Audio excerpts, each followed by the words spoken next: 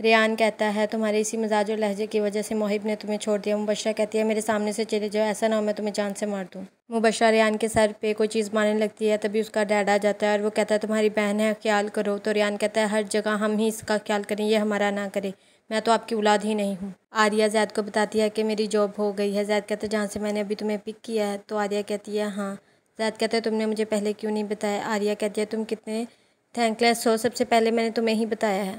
زید کہتا ہے میں کچھ بھی کر لوں تمہیں امپریس نہیں کر سکتا۔ آریہ کہتی ہے اسی لیے ہم کتنے سالوں سے ایک ساتھ ہیں۔ تو دونوں ہنسنے لگ جاتے ہیں۔ آریہ گھر آتی ہے تو اس کی بھابھی کہتی ہے تم پورا دن کہاں تھی؟ تو آریہ کہتی ہے میری تو جاب ہو گئی ہے، میں نے بھائی کو بتایا تو تھا، وہ جھوٹ بول دیتی ہے۔ تو اس کا بھائی کہتا ہے ہاں اس نے مجھے بتایا تھا۔ تو عرصہ کہتی ہے کہ اس ماہ میں 3 دفعہ میں نے ان رشتے والوں کو منع کیا ہے۔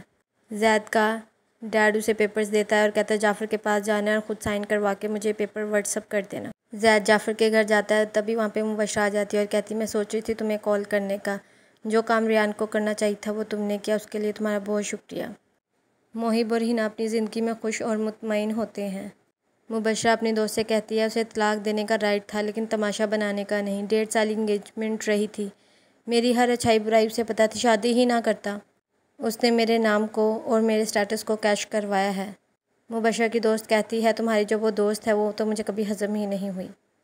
آریہ آفس آتی ہے تو وہاں پر ایک لڑکی ہوتی ہے جس کی آریہ سے دوستی ہو جاتی ہے۔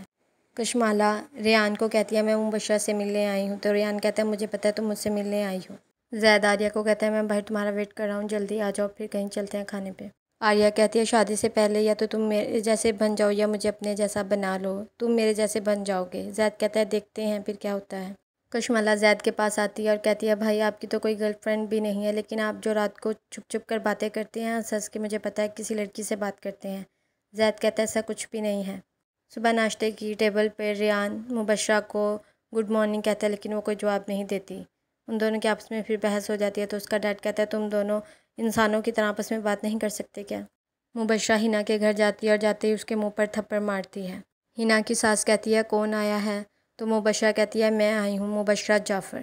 محب کہتا ہے تم ظاہری خوبصورت ہو، میں مانتا ہوں، لیکن ہنا کے ساتھ میں بہت خوش ہوں، اسے اپنے شوہر کی عزت کرنا آتی ہے، تمہاری طرح نہیں۔ ہنا کہتی ہے اب تم کیا چاہتی ہو؟ روزانہ ہمارے گھر کے باہر پولیس آتی ہے، محب پورا پورا دن پولیس اسٹیشن بیٹھا رہتا ہے، ہماری زندگی عذاب ہو گئی ہے۔ مبشرہ کہتی ہے واؤ، مجھے تو لگا تھا میرا لائر کچھ کام ہی نہیں کر رہا، مجھے ریڈ جھوٹی تسلیاں دے رہی ہیں، اچھا ہوا تم لوگوں کے ساتھ یہ سب ہو رہا ہے۔ محب مبشرہ کو کہتا ہے تمہارے اندر صرف میں ہے۔ تو مبشرہ کہتی ہے چلو تم دونوں ہم ہو اور میں ہوں، دیکھتے ہیں کون جیتتا ہے۔